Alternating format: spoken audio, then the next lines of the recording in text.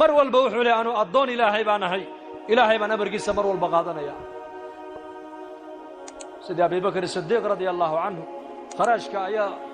gulaamkiisii kharaashka u keenayay ayaa cunto u keenay maalin markaas Abu Bakr cuntadii luqmad markuu ka baday ayaa gulaamkiisii baa ku yidhi yaa khaliifata ya Abu Bakr awal waad weydiin jirtay oran jirtay cuntada halka ka keentay maanta waad iska cuntay hamaad weydiisay markaas xageed ka keentay zaman jaahiligi dad aanu soo faaliyay fal oo mushqaayad aan ku lahaaba maanta mushqaayadii soo siiyayo cuntadana marka mushqaayadii bay ka timid dibni Abu Bakrna marka luqmad baa calooshiisa gaadhay fartu afka galiyay Abu Bakr Siddiq saasoo farta afka u galiyay marka uu iska matajiyay haddana biyo ka baday uu iska matajiyay haddana uu ku celiyay markaas lagu yiri Abu Bakr luqmadii xaaraanta ahayd way ka soo dhacday joogso wallaahi baan ku dhaartay buu yiri haddii caloosha wax kaga hadhi lahaayeen oo ay diido inay soo baxdo nafto la soo baxda mooyaane naftana waan la soo saari lahaa buu yiri maano xadiidkii nabigeena maqlay calayhi salaatu wasalaam kullu jismin nabata fi lxaraami fannaaru awlaa bihi naar jidh kasta oo naar ku kor jidh kasta oo xaaraan ku koro buu rasuulku yidhi naartaa u xaq loo cuni doonta maanuu xadiiska nabi maxamed ka maqlay ayaa luqmad xaaraan caloosheeda ku haysan buu yidhi innaga zamankeenna halkan maraynaa waxaan ku cuninba gaajada unba xaaraana bay ku odhan soomaalidu imanka gaajada unba xaaraana gaajada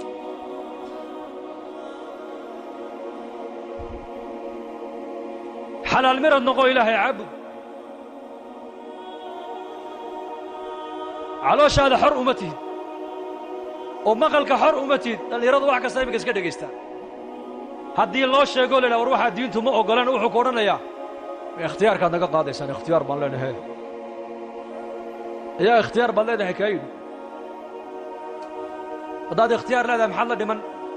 maxaad la gaboobi maxaad la bukooni maxaad la daali maxaad la xanuunsan maxaad la murugoon maxaad la baahan tahay maxaad la buusbuusi maxaad musqusha u geli